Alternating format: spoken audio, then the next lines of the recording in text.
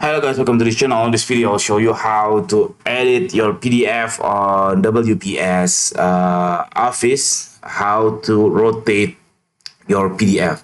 I have scanned document here. I want to rotate my document. So at the first, I open the PDF and then I click edit, and then I didn't find a rotate function. So instead of click this edit PDF, we just go to this page section, and then there are two options. First one, the anti-clockwise rotate, and then clockwise rotate. So as simple as you just click on that, you already rotate your PDF on WPS. So after that, you click save.